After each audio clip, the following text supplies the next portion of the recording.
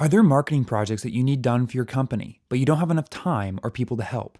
Do you have a great business, but you're looking to scale? This episode is hosted by the founder of GetLeverage.com, Nick Sonnenberg.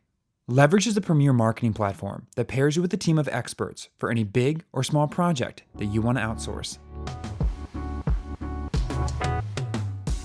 Shannon Waller is an expert on entrepreneurial teams. She's a sought-after speaker, presenter, and longtime coach at Strategic Coach.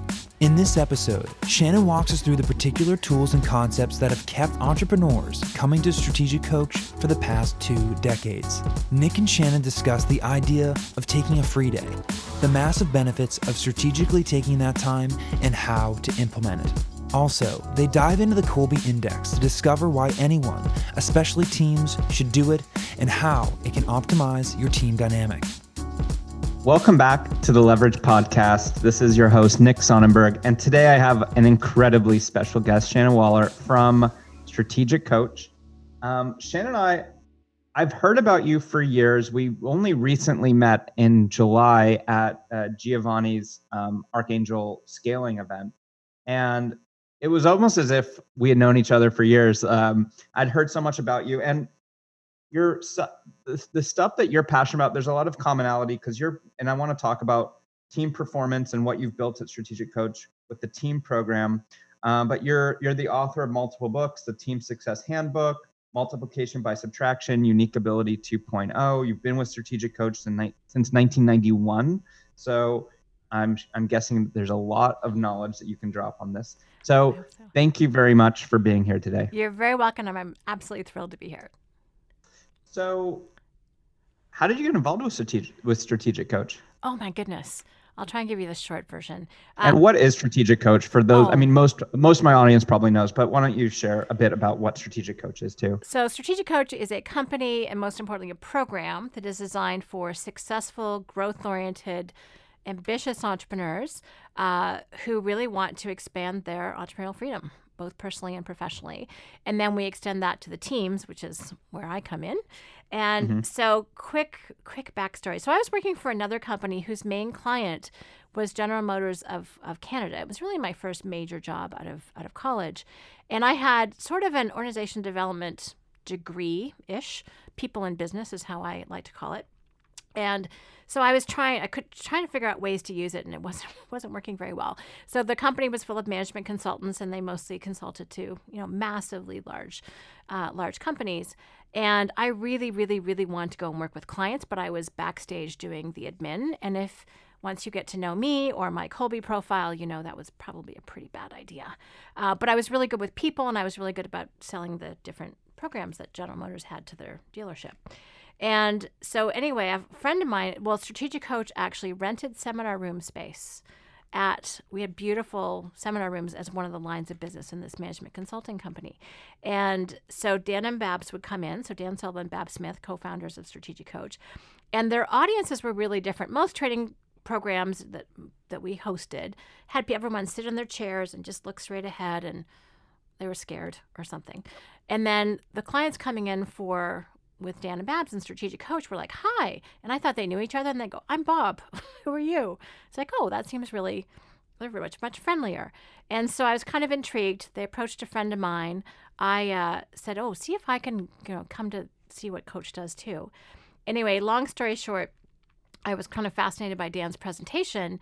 And then one of their key people asked me to come and work with them. But the first question she asked was, are you happy with what you're doing? And out of my mouth popped, no, I'm bored. And that was in July, actually, of 1991. So 5 weeks later, I was on board.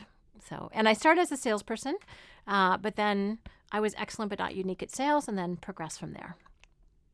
That's awesome. And what's the sweet spot for the type of entrepreneur or business that Strategic Coach helps? Is it small SMBs? It's not startups, right? Nope. And so what's the sweet spot? The sweet spot for us is someone who's been in business for a minimum of 3 years. In other words, you kind of have to gone through the sleepless nights and that, and be earning a minimum in terms of, we measure personal income as opposed to company revenue. So personal income at the minimum level, qualifying level, is 200,000 personal income after expenses before taxes. And then we have two different levels also at the 500,000 and above. And the above, as we just recently did an average, is way above that. But that's kind of where our sweet spot is. So minimum 3 years experience, really have gotten through, or the initial hard startup phase, because frankly, coach stuff doesn't really apply.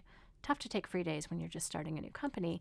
So once you've got to what we call a ceiling of, you would know, a ceiling of complexity, then strategic coach becomes incredibly useful to help you grow and grow well. So I don't, it could jump on the scaling bandwagon, but it really is about entrepreneurial growth and freedom so that you can have a much more successful business, but also take a lot more time off and do what you love doing in the business as opposed to all the stuff that makes you want to leave it. So that's been our mission for 30 years, and it still is today. So how have the tools and concepts evolved in the last 30 years? How have you seen it change? Obviously, you guys are coming up with new concepts. I know who, not how is kind of a new one, right? But have the tools have the fundamentals that you had 30 years ago, is it still the same as it is today? Yes, because entrepreneurial complexities are actually the same today as they were before, which is really kind of interesting. It's like too much to do, too little time. There's not taking enough time off. People are sometimes in their second, third, occasionally fourth families. Those challenges are the same. The means by which it's happened, the fact that we're now primarily in a digital world versus anything else, has shifted. The environment's changed, but entrepreneurs as humans, not so much. So our concepts and tools, Dan described it one day this way, which has always stuck with me. He said, 80% of every business is the same. We've all got cash flow. We've all got clients or customers. We've all got team members in some way, shape, or form. We all have processes.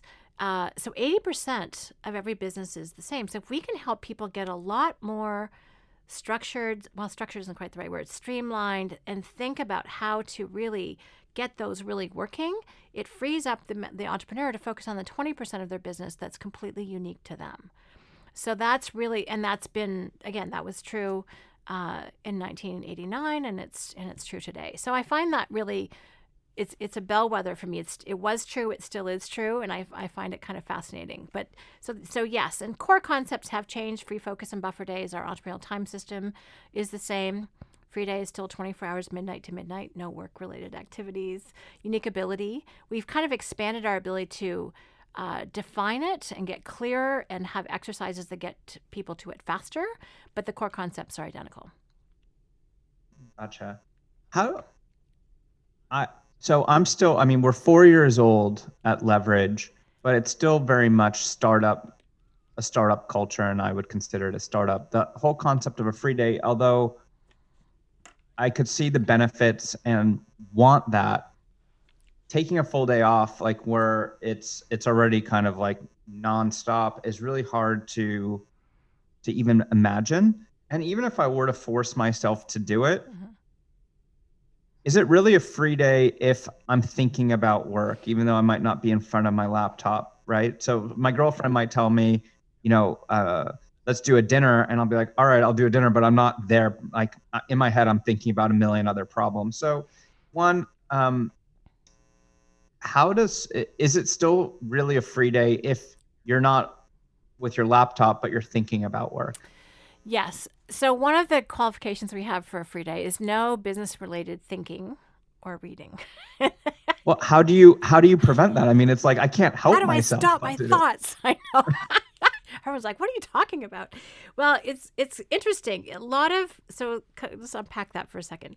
So one of the goals is to get people to a point where they're not. It's not, they're not clinging to the window ledge, that, there's a sense of abundance. There's a sense that if you're not there, things are going to get handled. The sun will rise in the east again tomorrow. It's not going to just explode.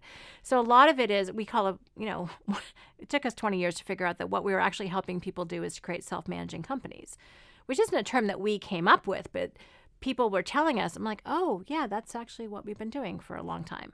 And so when you have a self-managing company, part of it is it can function without you there. And that's really how you know when you have it. But the flip is also true. You don't actually get a self-managing company until you're not there. So it's until you actually force the system a little bit to support you, then that's when it actually happens. And one of the expressions that we have, which I really enjoy, is that you never know how good your team is until you're not there. And the interesting thing is, Totally. your team doesn't know how good they are until you're not there. So it works both ways, and that's part of taking a free day. And there's so much overlap with how I think about things and what I'm doing and what you guys do, because a big thing that I promote is documenting processes, right? So in order for you to be replaceable and not be a bottleneck and to take that free day, one thing that you need to do is document, all the things that you're doing. Mm-hmm. So they kind of go hand in hand. They totally do. And I mean, you just were kind enough to be on my podcast, which I'm super jazzed about. And we've had ways of doing that. It wasn't the first or second thing that we did, but we've actually used people to help document those processes. And we use Kolbe as one of our main profiles to identify how people strive. And one of the people I actually hired 22 years ago was my sister, Julia Waller, who's now our unique ability queen, is what I call her. She may or may not call herself that, but she is. She's the one who does unique ability deep dives with our clients. She's what's called an 8 in follow through. So if you were to walk in and work with Dan or work with me, who are like a 2 out of 10 on follow through, we just do what seems completely appropriate in the moment. Julia's an 8, and she's like, and she was a teacher. She's like, where's the curriculum for the day? And we're like, what's that? Or how does someone know what's happening in each workshop? So she started asking all of these systems type questions, and she's the one who actually made the list. She's why we have workshop timelines. She's why we have a rescheduling list, all of those things. So we've used people to do that, because there are some people with instincts, and we have a tool. But what I love is you've taken all of that and automated it and found tools to help people do that, which is, I think, the newest version of it. So anyway, the whole point is we did it a different way, but value and most of the time get to the same result. If all tools at Strategic Coach had to go away and you could only use one tool in the program, what would be the one tool that survived? Oh, that is a hard question. I guess I don't get to say it's a toss-up, do I? That's kind of sneaking a second one in there. Darn. Yeah, that's a cop-out. That's sneaky. Okay. Well, I'm going to sneak one in here. Dan would say it's impact filter, which is, purpose, importance, ideal outcome, best and worst scenario, and your 8 success criteria. But for me, my most important tool, I would have to say, is the experience transformer, which is when you take a situation that's it's my number one learning tool, which is why it makes it my favorite. And are we talking, maybe I should have clarified, are we talking personally or professionally with this? Yeah. Professionally. Yeah. When do you use each of the tools? Great. Impact filter you use at the beginning. So thanks for letting me sneak that in there. So it's really when you want to set your intention and let people know the what, the why, which you and I both agree on is incredibly important, and what it looks like when it's done and done really, really well. So as you are looking to communicate the result you're after, it is our number one phenomenal tool, brilliant for entrepreneurs, anyone who's got an idea they want to get into someone else's brain, knowledge transfer, to use your term, it's phenomenal. But the reason why the experience transformer is so useful for me is there's so many things that happen as we are working together, and to learn how to do it differently, better, to get over any hard feelings, to actually keep its process improvement, to me, is the experience transformer is really simple. You can do it on a piece of paper. It's what was the circumstance? And it's not a very big box you have to fill in, so you're not writing the long novel about this. What about the situation worked? Little mini positive focus. What about it didn't work? And it's like, just the facts, ma'am, just the facts. And then what are your brainstorm ideas for doing it better next time? And then out of that, what are your strategies to ensure that you keep what worked and fix what didn't? And that as a team tool, I don't know of a better learning tool. And it's a very collaborative exercise. I certainly do it on my own, but I love, love, love doing it with other people because we all learn, we all get smarter out of that process, and we fix our systems, and it doesn't blame the person. So that's my fave. Very cool. And these tools, are they public, or is this what you get when you sign up for Strategic Coach? Yes and yes. So the Impact Filter and the Strategy Circle, which are both in our little quarterly books. So now they're available to everyone. Yay. The Experience Transformer is not yet. So that's something that people will get when they join Coach or one of our team programs. And by the way, anyone wanting to do the team programs, their entrepreneur has to be in Coach. So that's how that works. So that one is not in book form. Someday it will be. We've got 100 books in 25 years to get our stuff. There's stuff in there. That's the plan. So at some point, I'm sure it will be. But so some are, some aren't. Gotcha. All right. Well, so they would just go to strategiccoach.com to find those things. Yes. And by the way, the website looks great. I noticed that you guys changed it. Yes. Thank you. And we have a new client site too, which has been, well, it's been needed. Let me just put it that way. So both our prospect and our client site are looking pretty good. So you've coached, literally thousands, probably tens of thousands of people over 30 years. What are some of the common problems that I don't know if problem is the right word. I don't like to wordsmith problem, or areas of opportunity of improvement, whatever you want to word it. But where do you find people? What is there a pattern that you've found in working with people? With teams in particular? Yeah, let's start with teams and then also individual. With the team stuff, do you guys, is Strategic Coach primarily for a CEO or a founder, or is there a program where you'll have like the whole executive team come in? Yeah. So Strategic Coach, the program itself, is strictly for entrepreneurs. And not necessarily even CEOs, as Dan was pointing out to someone the other day. Entrepreneurs hire CEOs. So it really is for the founder, the owner, the entrepreneur in our lingo. So that's who the program is designed for. But what happened was, in 1995, I recognized, and this is probably the major challenge I was thinking of as you asked me, is that the entrepreneur was trying to take Coach back to their team, and it wasn't landing. And I actually got some phone calls saying, Shannon, could you please explain this to my team because I'm not doing a very good job. And I was the one that had got them into Coach. And then I didn't really do anything about it until a team member called me up and said, what have you done to my entrepreneur? They're acting different. And then I was like, oh, there's a gap there. So really bridging that gap has been my focus since 1995. It is my passion to do that. And so create a whole bunch of team programs, one of which is for leadership. My favorite thing to do is to go and work with a team. So we call it an on-site, and I go and work with our clients, and usually their leadership team, sometimes their bigger team if it's not that big. And that's just so fun to get everyone on the same page. But really the lack of being on the same page and the missed expectations, maybe it's good to talk about it this way.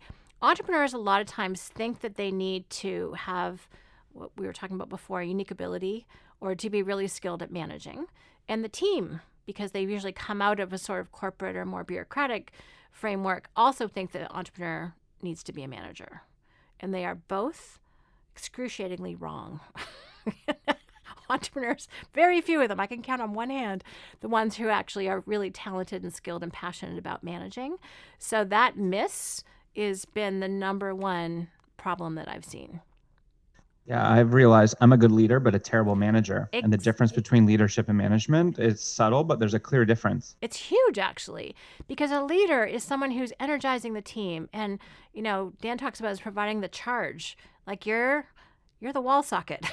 People can plug in and figure out what you're up to. You provide the electricity and the destination and the vision. The manager is very much about managing the house, how things are happening, the timeliness of it, the productivity, the efficiency. And, a leader will lay it out once and then not go back and make sure it's being done that way every single time. So very different skill set, both really important. What I find interesting is that managing is falling more and more to technology and dashboards. But leadership is actually an underappreciated capability and talent. Even though there's been a cajillion books and articles in every business magazine written about it, it's still one of those hard things to get your hands around. Well, we were saying earlier about self-management. One thing we built at Leverage that I built is a dashboard for each department so they can self-manage themselves. So instead of me telling them or a manager telling them, it's like, here are all the clients highest probability of canceling. Here are all the clients that should upgrade to another plan. And I've created logic and analytics for them so that they could do their job without having someone tell them what to do. Oh, I love that. And a lot of people really now appreciate that, they know the destination. They want to be set free to get there using their own talents and capabilities, and not said, oh, you have to do this way and do that way, which might be great for the person telling them, but not great for that human. So, just having the really clear goal and a time frame in which to do it usually is what's needed. Is there a point where someone outgrows strategic coach, like in terms of revenue of the company or size of the company? That is a really cool question.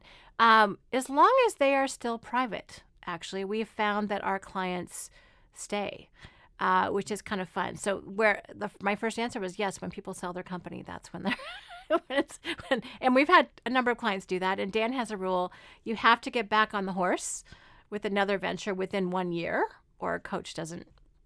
It's not that we don't love you, but we don't necessarily think the program's a right fit for you anymore. So when someone goes public, that's when you're in the corporate, bureaucratic side and coach stuff. You might still want to live that way. You're in terms of your own self, but often you have way too many stakeholders and shareholders and other people you have to report to, and you're more of an employee at that point than a true entrepreneur.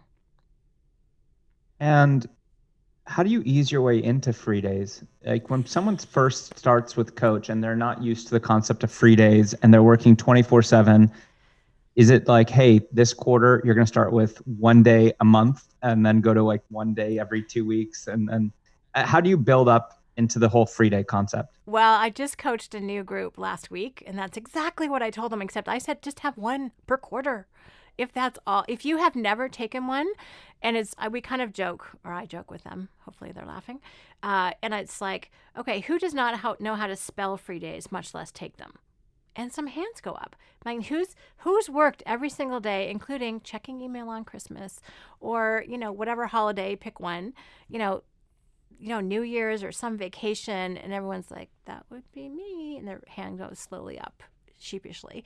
So if you have never taken one, I want it to be, this can be probably a very bad analogy, but one really great free day, and then when you actually experience the benefits of it, because a free day is really strategic. It's not just a nice to do. The reason why people don't take free is like, oh, that's for people who don't work as hard as I do, people who don't have a company like mine. People have all these reasons in their mind why they can't take a free day.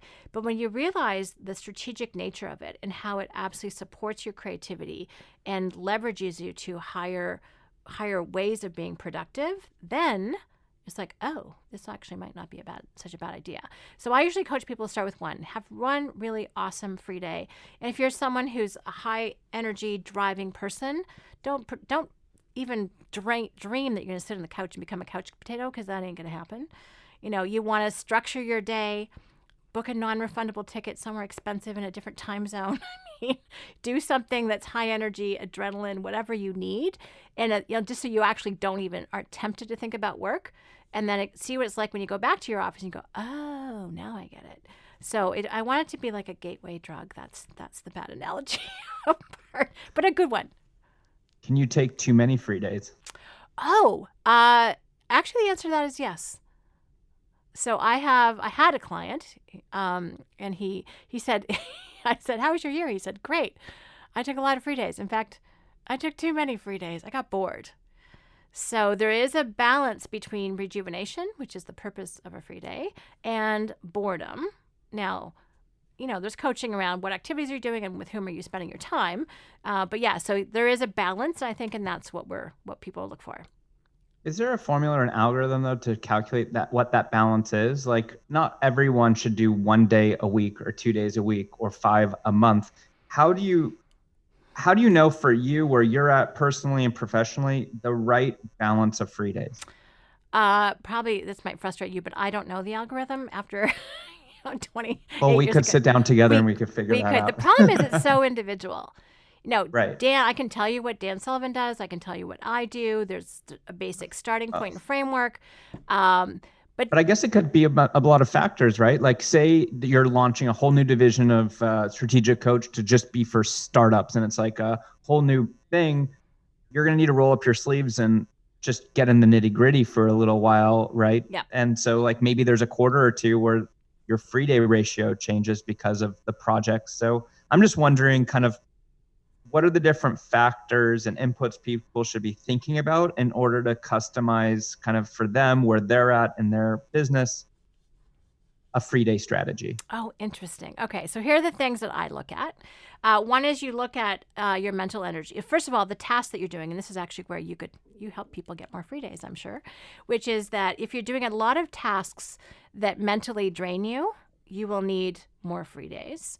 If you're doing, mind you, well, put it this way, you're going to just need to recover. Those may not be great free days, but you'll need them. So the more you are freed up from those things that are draining, you're going to be doing fairly high energy activities. So that's one thing to pay attention to. Then you have to look at, do you have a personal life? Do you have something else other than your work that you care about? Because if you don't, it's going to be very challenging to take those days.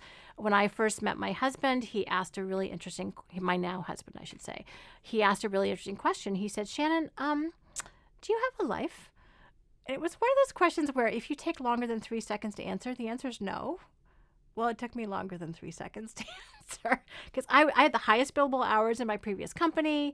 I loved what I did. I was there all hours. So, textbook workaholic over here.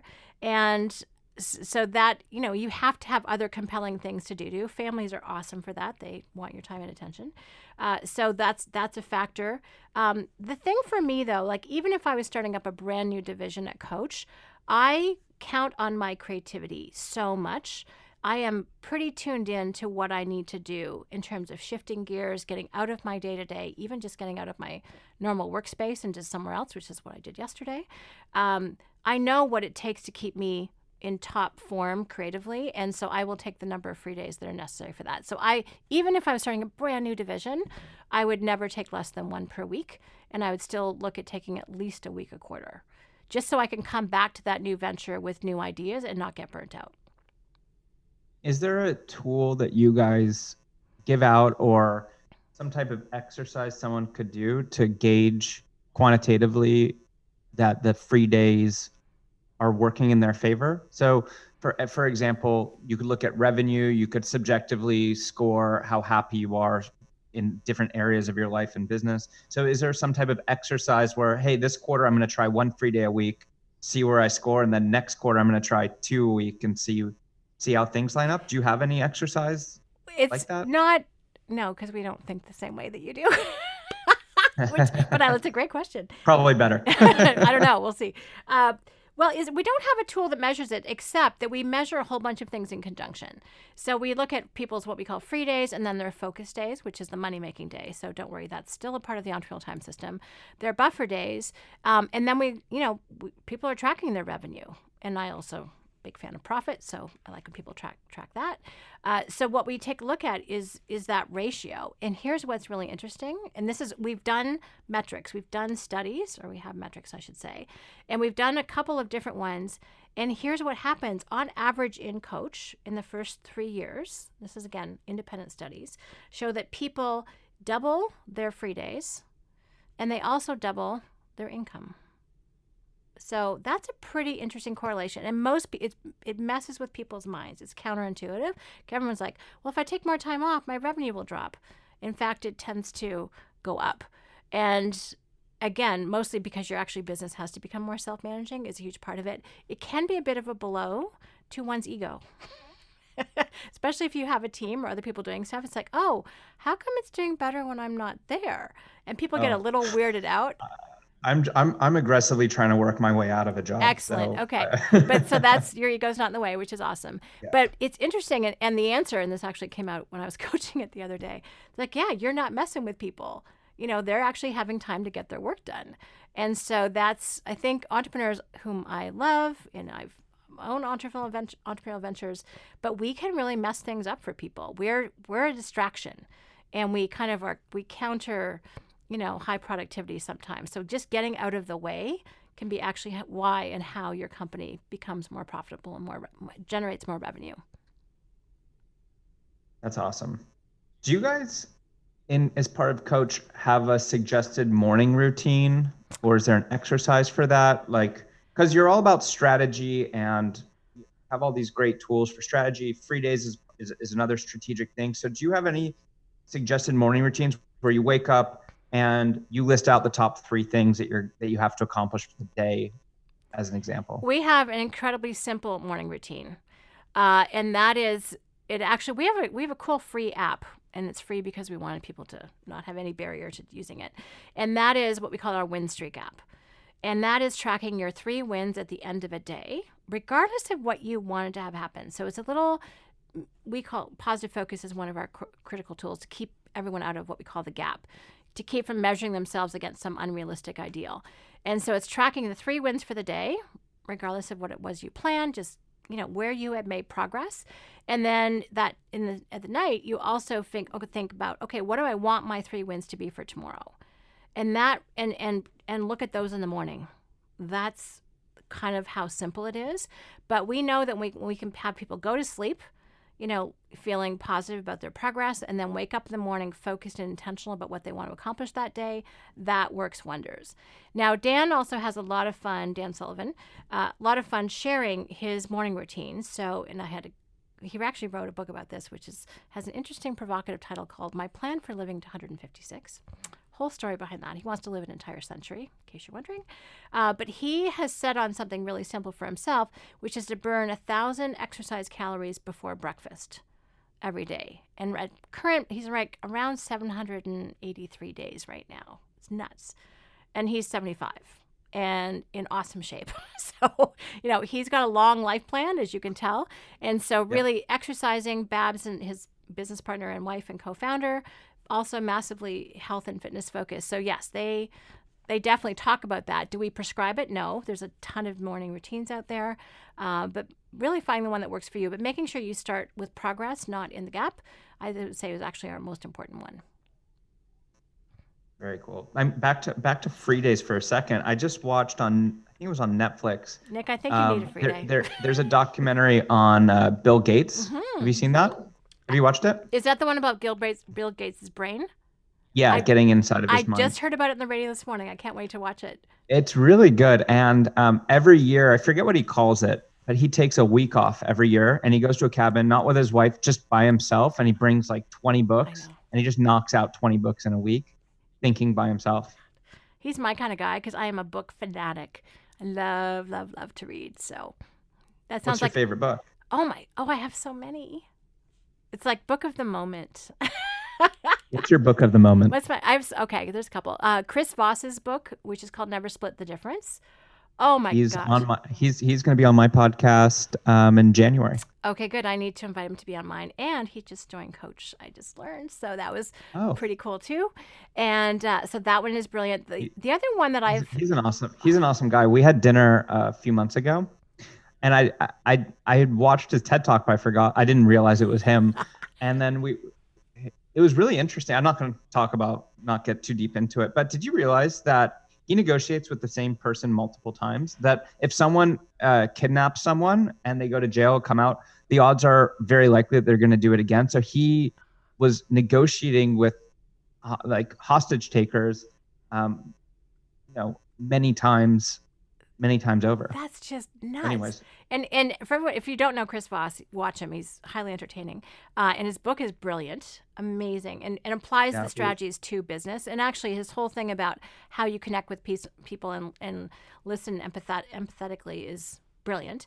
And he was an FBI hostage negoverator. So Lee Brower loves the book too. Oh yeah. Well, it was funny. Quick backstory. So I was raving about this book. We're having the same conversation, and I'm talking to our coach Chad.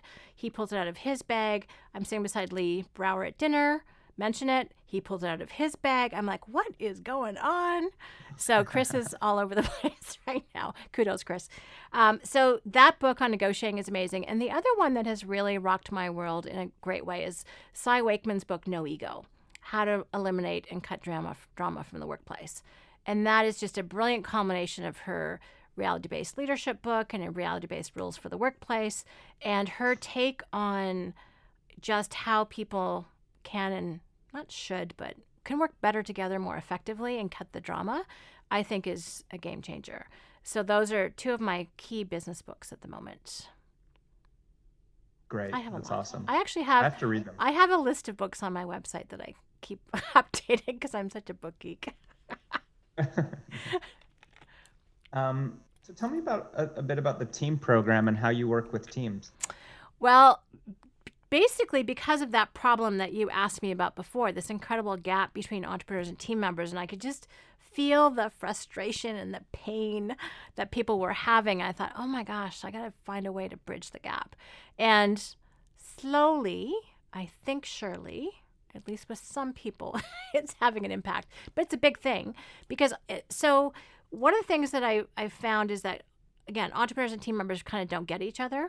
You know, one's in what we call the results economy, the other one's in what we call the time and effort economy, and never the twain shall meet. So I created, first of all, the Strategic Coach Team Program. I created a Strategic Assistant Program, which is for people who directly support entrepreneurs to let them know what was going on. Then I kind of generalized it to any team member. Then I also created the Strategic Coach Team Leader Program. So different levels to tackle different challenges that people were having. But one of the key things I learned is that entrepreneurial team members need to have an entrepreneurial attitude. They cannot take their, I can use the word corporate again, corporate thinking into an entrepreneurial company because they're in a different kettle of soup. It's just, you know, we're expecting structure, it's more fluid. You know, there's much more ambiguity. You have to be self-managing. No one's going to manage you for you. So all of that kind of thing. So I took an exercise that I've been doing for 12, 14 years at the time, and I wrote a book on it called the Team Success Handbook. So that was really just to get it out to a wider, you know, audience. And it was fun because it was just writing down what I've coached forever. And that's been a joy to kind of get out there. Then I've created a video series around that. And then I wrote a book called Multiplication by Subtraction because I'm passionate about the right teams being together, but people were having wrong fit team members stay too long. And I just saw too many instances of harm being done. And it kind of made me mad. As strong. What I've realized with how I've run Leverage is I feel like people naturally will focus on their strengths. So mine is on systems and technology, and because that's easy and it's more fun. And then you tend to neglect or not spend as much time on things that are a bit harder that are not in your unique ability. So I've realized recently, I had this light bulb go off. Hey, I have the right people, but they're in the wrong seats. Yep. Right. And it's causing a lot of friction. So that was kind of an aha. And I guess that's part of why Kolbe is such an important part of this process. It's to help make sure that the right person's in the right seat. Exactly. Like, tell me a bit more about how you use Kolbe to optimize seats inside of a team. Oh, it's a perfect word, optimize, to use that. So one of the things there's a lot of profiles out there. Let me say that. I'm certified in a few. What's the best one? Oh. No, I'm just... Well, I can give you the best: cognitive, affective, and conative. Kolbe's definitely the one and the only, and definitely the best conative one. Conative measures, by the way, how people strive. It's your striving instincts. It's not your head. It's not your heart. It's your gut. It's how you take action. And it's actually the first one I was certified in, and probably was the least known. It's getting up there now. So Kolbe's essential because when we are working together, it's when we're striving. So you can have someone's personality, you can know their Wonderlic score if you're into the cognitive stuff, but if you don't know how they take action and how they strive, you could have someone who looks phenomenal on a resume be a completely wrong fit in that job, right? Mm-hmm. And I even talk about that in multiplication by subtraction. Before you exit someone, try and get them in a better seat. Here's all the profiles with which you can do it. Well, yeah, it's For sure. I mean, losing someone after they've been with you for a couple of years, all the training that goes into them goes right out the door, right? It's kind of like in chess, like when someone captures your piece and you've moved that piece 20 times and now it's off the board. Well, you've just that piece is also leaving with the 20 moves that came with it, right? Yeah, all that effort is gone which is Yeah. painful. And so I actually started, probably because I was coaching people very different than I am. I started using the Kolbe profile. It was actually getting Kolbe certified was a gift from Babs for helping edit Dan's first book called The Great Crossover. So I jumped in, volunteered over a weekend, and she said, well, do you want some money or do you want be Kolbe certified? And I was like, Kolbe certified. I went for the capability, one of the best decisions I ever made. And so that actually gave me the confidence to start coaching, because I was coaching people, again, very different than how I'm wired. And because I'm the quick start and they're not. And so I started profiling all of my team clients, and then it became really useful for everyone. And so now we actually don't, after your first workshop, you get an email with your link to the Kolbe. So we pay for it. We include it in the program. There's no, other than us being a client, we have no other financial relationship with Kolbe. We just love what they do and think they do it really, really well. So that's kind of how it's just so strategic. I actually won't coach anyone without knowing their Kolbe profile, because how I would coach them would be so different based on how they naturally take action.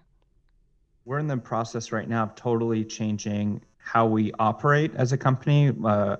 Embarrassingly enough, we never had OKRs, objectives and key results. We don't even have clear roles and responsibilities. I mean, it's kind of like we're really good at systems and stuff, and we do have it, but it's not nearly where it needs to be. So thinking about Kolbe right now is part of that process. So what are some things, have you found some trends in Kolbe, like for particular roles inside of a company, like a manager? What would be a typical profile of a manager in terms of Kolbe, or a salesperson, or a project manager?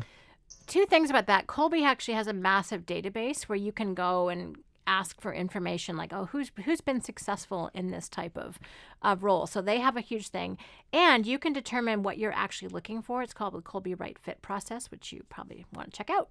And so you actually do a profile on what you want from the role in Kolbe terms. So very different than cognitive or affective personality elements. And then you match the candidate up against it. And it gives you an A, B, C, D, or F rating.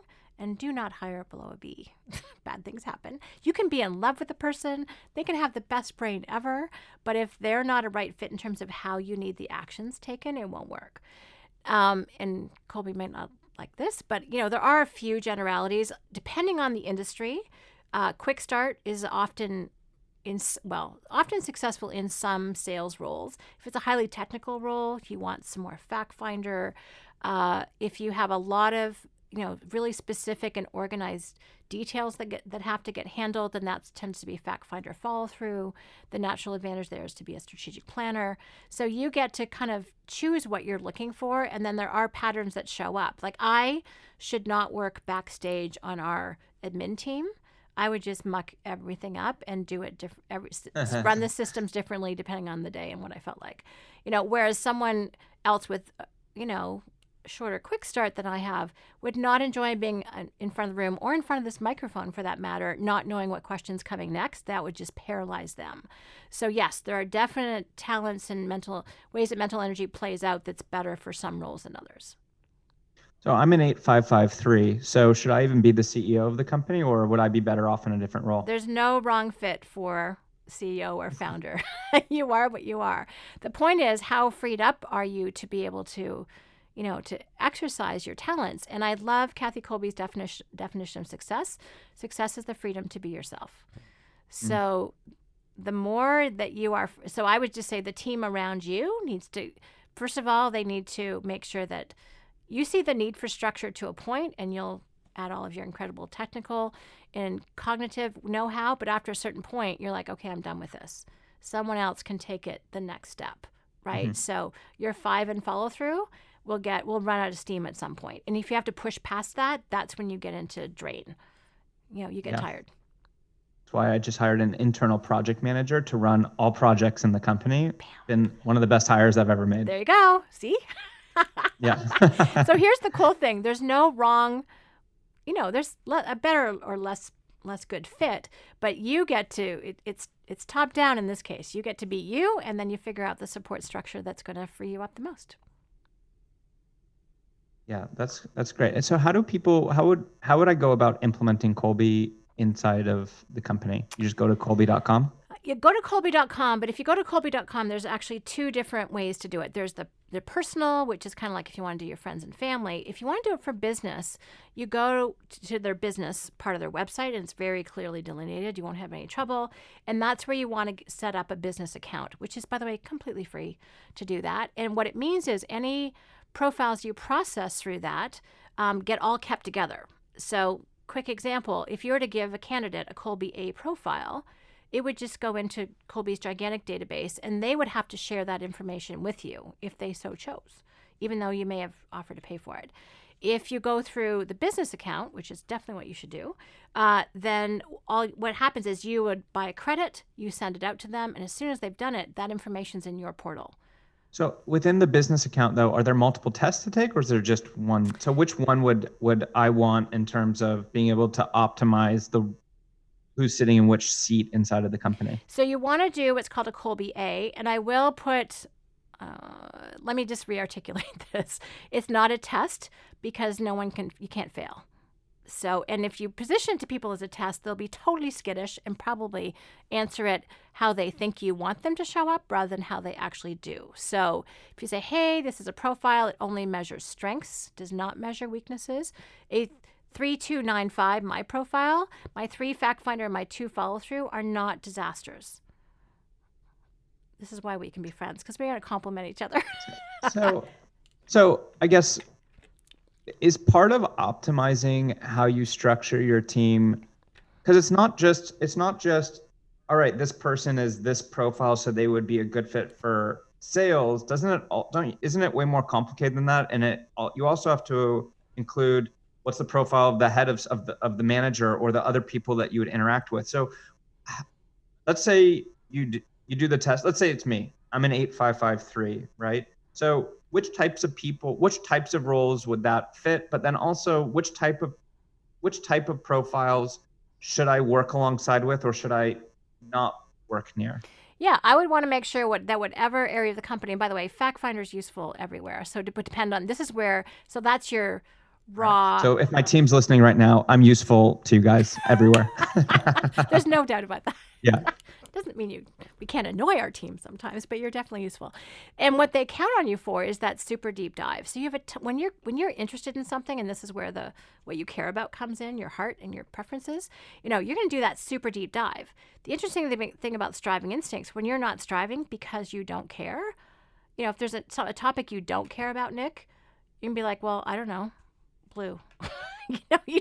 It won't matter. There'll be no research associated with that whatsoever, but something you are passionate about, bam, like how long do you have? So lots of different parts of the company require a fact finder. Lots of it tends to be in developers, in terms of IT. So lots of fact finders on our team there.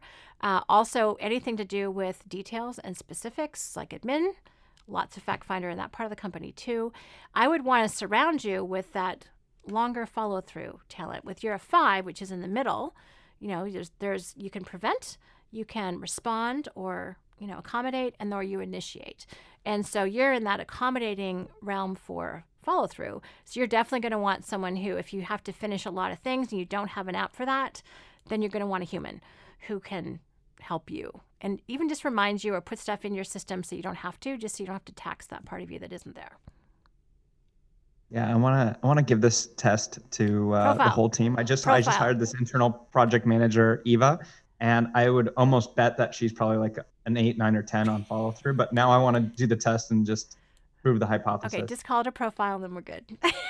Okay, profile. Yay. I get assessment. Okay, that's fine. Index is actually Kolbe's favorite word. So if you give her the index. So what would be an example though of two profiles that you wouldn't want to kind of sit them in a seat next to each other? Okay, that's a great question. Can I give you 2 examples, which it's going to sound contradictory. So I work incredibly closely with my brilliant strategic support partner, Nicole. So Nicole, even if you don't know anything about Kolbe, then just compare the 2 numbers and you'll see they're really different. So Nicole is an 8742. Okay, so fact finder follow through, slightly accommodating in quick start and the short implementer, which I jokingly say it means don't play with knives. The same goes for you. Sharp objects can do harm. Then I'm a 3-2-9-5. So I initiate with quick start, and my second is implement. So yesterday we were working off site, went to this cool, fun women's co-working space, and I'm the one up on the whiteboard drawing. That's kind of how that plays out. And so, but we work really, really, really well together. We understand each other's differences. I'm the idea person, she's the order person, and our personalities and everything else just kind of mesh. And I hope my sister doesn't mind me talking about this. For a while, I worked really closely with my sister Julia Waller, our unique ability queen, and she's a 6-8-3-3. So systems. Okay, so where she's an 8 in follow through, I'm a 2. And we kind of drove each other bananas. And Kathy Kolbe even said, don't work in the same room together. So what did we do? We worked in the same room together. And it was like not very smart on our part. And one day it was kind of indicative of how differently we responded. So a marketing manager walked in and he said, oh, can I interrupt? And simultaneously, I say yes and Julia says no. And that kind of captures the working relationship. So if I wasn't following the plan or she didn't know what I was doing, that stressed her out. And, me not being able to kind of do different things at different times stressed me out.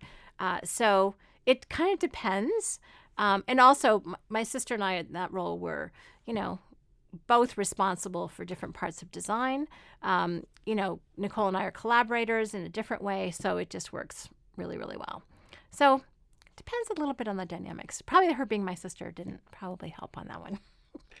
Yeah, that can be tricky in itself. Well, I want to be respectful of your time. I feel like we could keep talking for the rest of the day and not run out of stuff. But where can people find out more? We'll have to have you back on the show because you just have so much wisdom. The whole Strategic Coach program is such a great program, and there's so many golden nuggets in here that definitely we're going to have you back. But where can people find out more about everything that you're up to and about Strategic Coach? Absolutely. So if you want to check out Strategic Coach, and I'm glad you love our website, yay, go to strategiccoach.com. All sorts of goodies and resources and you name it. It's just packed full of stuff where you can learn about coach and also help be useful for your own business. And then if you want more entrepreneurial team stuff, you can go to yourteamsuccess.com. And that's where all of my stuff is. There's some really interesting downloads about communication. We've got an awesome communication builder exercise that's available for free. Entrepreneurial attitude exercise, the one that I based the book on, is there. The books are there. The video series is there. So it's my home for where I put all the team stuff. And then, of course, strategiccoach.com for everything entrepreneurial. Well, that's awesome. Thank you so much for joining today. It's been a real pleasure, Nick. Thank you. We hope you enjoyed this episode of the Leverage Podcast from getleverage.com. Please let us know what you think. Rate and subscribe on iTunes. Leverage is an on-demand outsourcing platform that helps small business owners and entrepreneurs scale their business. We have experts that can help set up marketing and sales funnels, your email marketing, podcasts, social media creation, paid media, and much more. Grow your business overnight with a team of experts you can trust to deliver. Accomplish more. Visit getleverage.com.